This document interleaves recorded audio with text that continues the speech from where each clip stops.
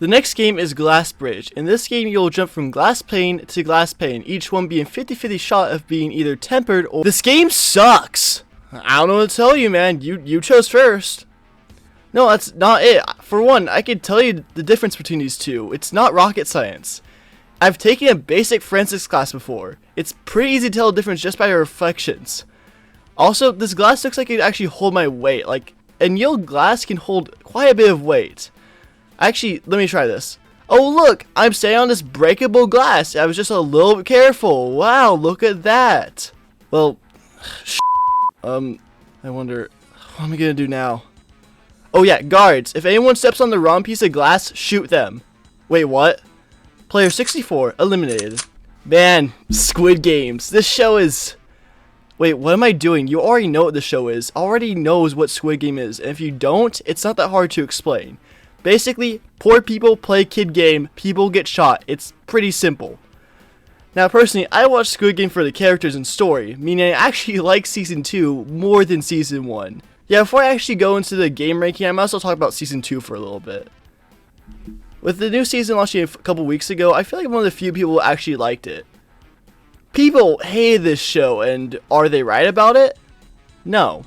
Like, 90% of these bad reviews are just people complaining about a cliffhanger ending, and I have two things to say about that. Cliffhangers don't ever ruin a whole season of a show. At most, they just ruin the ending. I mean, just looking at the ending of a show is literally just disregarding the rest of the really good show. Also, this cliffhanger isn't even that bad. Season 3 is coming out this year, and also, at least you're not an Inside Job fan or something like that. That show literally got canceled on a cliffhanger, so I don't care what anyone says. This cliffhanger is not that bad. The other big complaint I saw is the lack of games in Season 2, but like I said, I watched for the characters like Boat Guy and Horse Mask Dude and freaking Thanos from Marvel Infinity War. Like, everyone got pissed when they saw the detective storyline, but I was happy because it meant more funny boatman. This is peak fiction right here. Anyway, that's enough rambling on my part. I just want to make clear that the death games aren't the only thing that makes Squid Game good, and Season 2 is pretty solid. I would say it's a 9 out of 10, with the only thing I don't like being the fact it's a little short. The original season I'd only give it 8 out of 10 because the dumb old man becomes the that was his mistake guy, so I'm really not in for another twist villain. So here are the rules for what's considered a game. Basically, any game that is played as a direct result of the Squid Games, meaning things like Dachi will be included and Rock Paper Scissors -1 will be included. And you think all of those would be last, but you would be wrong because Glass Bridge is terrible. First of all, what kind of childhood game is this? Even the games I know originated in Korea, I can still get how they would be played in real life. I don't understand how this game works. I did some research, but it did not help me with understanding what this game is about. But I don't want to knock the game too much for this because it might be just more relevant in Korea than it is here. Kind of like how Squid Game itself isn't really existing here as well. Anyways, I have way more issues with this game. For one, the game is boring. Like, you just watch these guys just jump a whole bunch. It makes me want to fall asleep. There's like one good scene where two people who got freaky in the bathrooms die, but that's kinda it. That already would probably make this the worst game, but it gets worse. For one, it's not that hard to tell the difference between tempered and non-tempered glass. Basically, according to Google, there are slight distortions in the reflection that are decently obvious, so boom, the game is already incredibly easy to win. Also, there's a pretty big chance that this non-tempered glass could still support your weight based on the thickness of it, but all of that could be somewhat forgiven if it weren't for this dumb ending.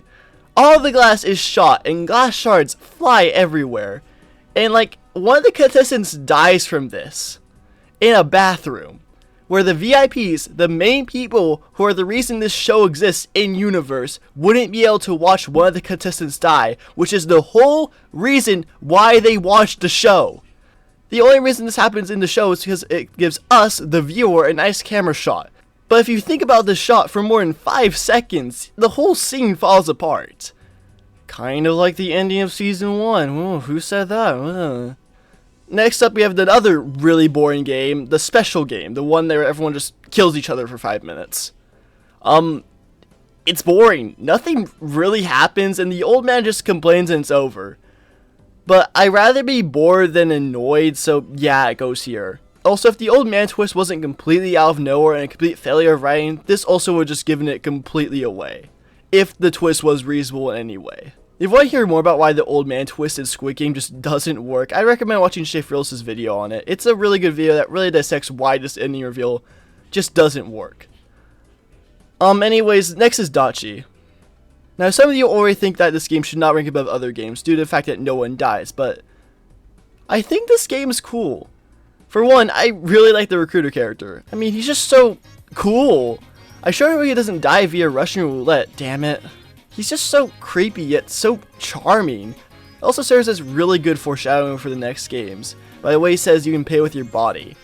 Then slaps him, immediately establishing these games aren't exactly normal, but introducing them in an initially low stakes game, making the future players feel like they have a chance in these games.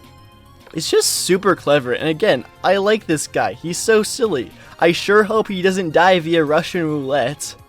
Next is Tug of War, and I just want to say, I'm not a big fan of the team-based games, mainly due to the fact that there's no suspense.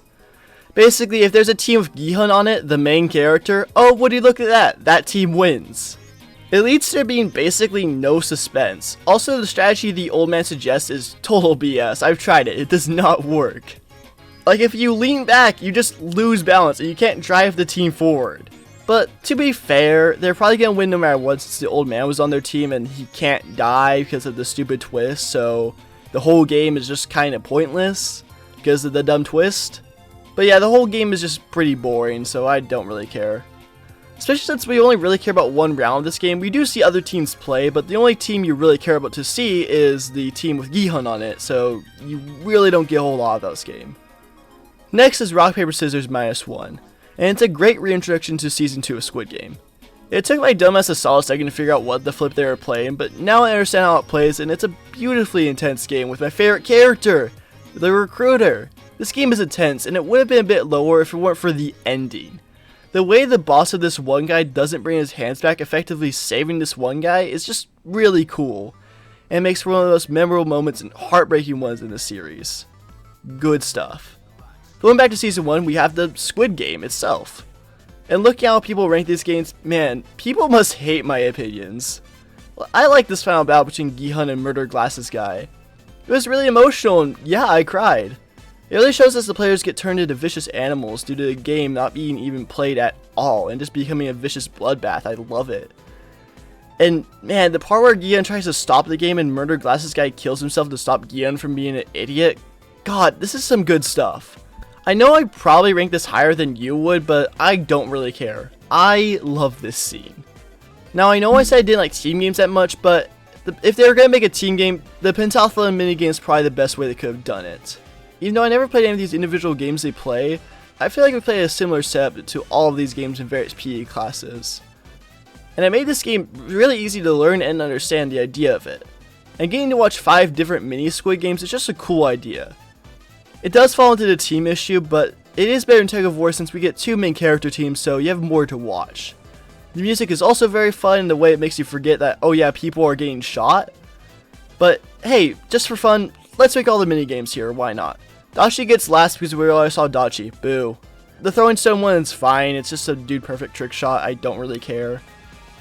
Next is the kicking minigame, which is really neat. I like how player number 1 saves it last minute, and it's super cool. Next is the spinning top, and even though I knew Gi-hun had to win, I saw the edge of my seat for this scene. They did a good job keeping it intense. And next place is the Gongi game? I don't know how I'll say it. Not only is it super fun to watch, it's also really intense and cool to see the little trick shots they pull off of these little things. It looks so fun. The next full game on the list is Dalgona. I like where the guy gets shot and slides down the slide and dies. Very cool.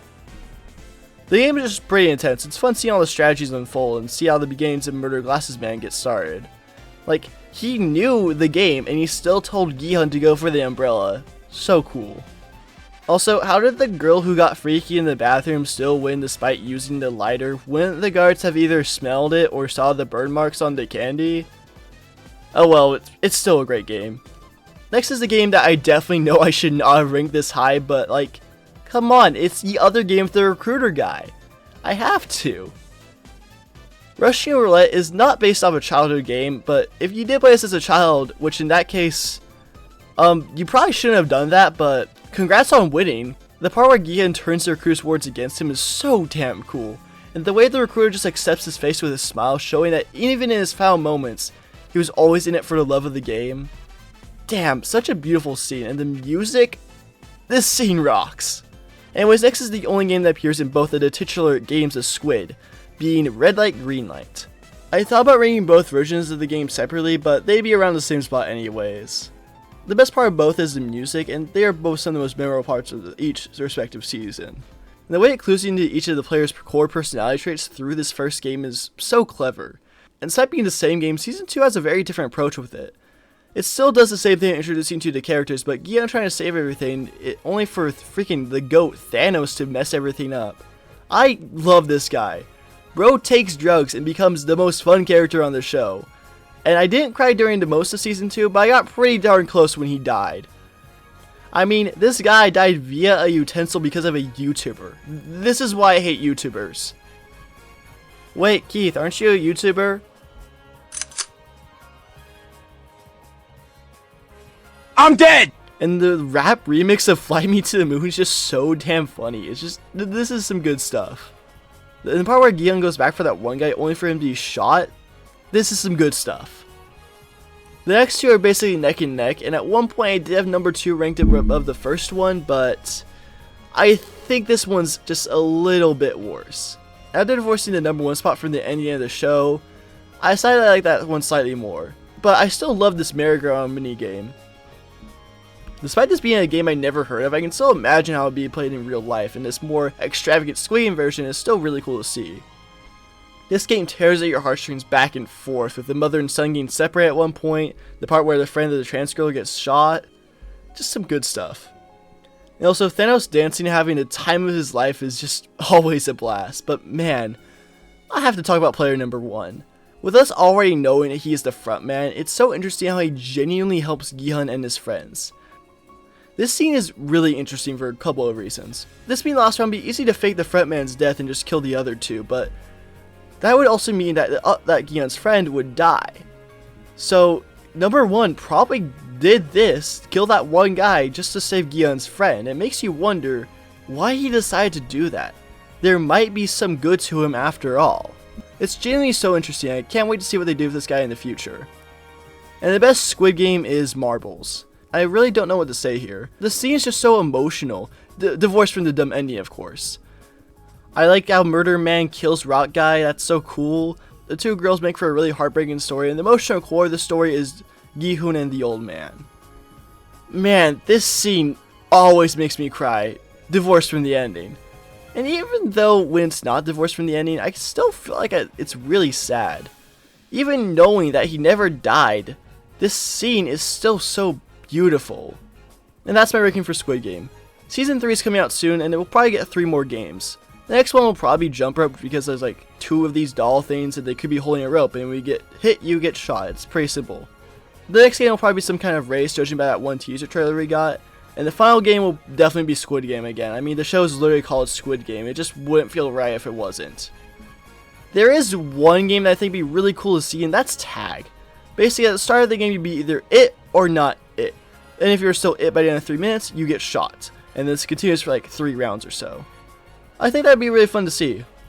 Anyways, yeah, that's the end of the video. Oh yeah, didn't I have like a skit to finish or something? Oh yeah, I died.